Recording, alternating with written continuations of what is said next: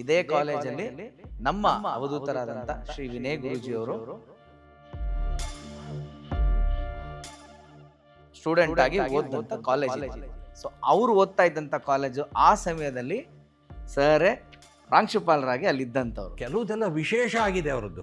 Okay, ಹೆಂಗೆ ಅಂದ್ರೆ ಈಗ ನಮ್ಮಲ್ಲಿ ಡೆಂಟಲ್ ಕಾಲೇಜ್ ಇತ್ತು. ಓಕೆ, ಡೆಂಟಲ್ ಕಾಲೇಜಲ್ಲಿ ಓದ್ತಾ ಇರೋ ಹುಡುಗರುಗಳು ಡೆಂಟಲ್ ಸಬ್ಜೆಕ್ಟ್ಸ್ಗಳು ಇವ್ರಿಗೆ ಹೆಂಗ್ ಗೊತ್ತು? ಗೊತ್ತಿರಲ್ಲ. ಇಂಜಿನಿಯರಿಂಗ್ ಓದ್ತಾರ ಹುಡುಗ, ಇವ್ರು ಇಂಜಿನಿಯರಿಂಗು, ಅದರಲ್ಲೂ ಎಸ್ಪೆಷಲಿ ಇವರು ಕಂಪ್ಯೂಟರ್ ಸೈನ್ಸ್ ತಗೊಂಡಿದ್ರು. ಓಕೆ, ಕಂಪ್ಯೂಟರ್ ಸೈನ್ಸ್ ಇಂಜಿನಿಯರಿಂಗ್ ಓದ್ತಾ ಇರೋ ಹುಡುಗಂಗೆ ಡೆಂಟಲ್ ಕಾಲೇಜಿನ ಸಬ್ಜೆಕ್ಟ್ಸ್ ಹೆಂಗ್ ಗೊತ್ತಿರುತ್ತೆ? ಇವಾಗ ಟೋಟಲ್ ಟ್ರಾನ್ಸ್ಫಾರ್ಮೇಶನ್ ಆಗಿ ಈಗ ಗುರುಗಳು, ಅವತ್ತು ನಾವೆಲ್ಲ ಹೋಗು ಬಾ ಅಂತ ಕರಿತಿದ್ದಂಥ ಹುಡುಗ ಇವತ್ತು ಗುರುಗಳಾಗಿ, ನಾನು ಅಷ್ಟೇ ಕೂಡ ಇವಾಗ ಅವರಿಗೆ ಹೋಗಿ ಬನ್ನಿ ಅಂತಾನೆ ಹೇಳೋದು.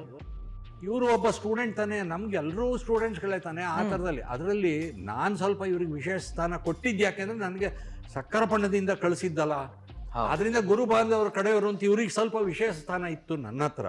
ಆದ್ರೆ ಬೇರೆ ಟೀಚರ್ಗಳ ಹಂಗಿರಲ್ಲ. ಏನು ಆಟ ಆಡ್ತೀಯಲ್ಲ ನೀನು, ನಿಮ್ಮ ಇವ್ರು ಎಲ್ಲಿದ್ದಾರೆ ಈಗ, ಗಾಡ್ ಫಾದರ್ ಎಲ್ಲಿದ್ದಾರೆ ಈಗ, ಬರ್ಲಿ ಎಕ್ಸಾಮ್ ಹಾಲಲ್ಲಿ ಹೆಂಗ್ ಪಾಸ್ ಆಗ್ತೀಯ ನೋಡ್ತೀನಿ. This was the word. ಆ ಟೀಚರ್ಗಳು ಹಿಂಗಿದ್ದೇನೆ ಎಲ್ಲ ಇವ್ರಿಗೆ ಟಫ್ ಕ್ವಶನ್ಸ್ ಎಲ್ಲ ಹಾಕಿಟ್ಟಿದ್ರು. ಇವರು ಹೋದ್ರೆ ಆ ಕಂಪ್ಯೂಟರಲ್ಲಿ ಇವ್ರಿಗೆ ಗೊತ್ತಿಲ್ಲದೆ ಇದ್ದಂಗೆ ಇವ್ರಿಗೆ ಇವ್ರು ಓದಿದ್ದು ಯಾವ ಕ್ವಶನ್ ಇತ್ತೋ ಅದೇ ಎಕ್ಸ್ಪೆರಿಮೆಂಟ್ ಬಂದಿದೆ. ಅದು ಮಾತ್ರ ಆ ಟೀಚರ್ ಎಷ್ಟು ಸುಸ್ತಾಗೋಗ್ಬಿಟ್ರು. ಇದು ಹೆಂಗಾಯ್ತು ಇವನಿಗೆ ಆ ಎಕ್ಸ್ಪೆರಿಮೆಂಟ್ ಹೆಂಗ್ ಬಂತಿದ್ದು ಅಂತ ಹೇಳಿ. ಇದೆಲ್ಲ ಏನ್ ಗೊತ್ತಾ, ಯಾರಿಗಾರು ಹೇಳಿ ನಂಬಲ್ಲ, ಇದನ್ನ ನಂಬಲ್ಲ ಸರ್. ಈ ತರ ಆಗಿತ್ತು ಅಂತ ಹೇಳಿದ್ರೆ ಆ ಟೀಚರ್ ನಂಬ್ತಾರೆ. ಆ ಟೀಚರ್ಗೆ ಯಾಕೆ ನಂಬ್ತಾರೆ ಅಂದ್ರೆ ಅವರೇ ಹೇಳಿದ್ದು.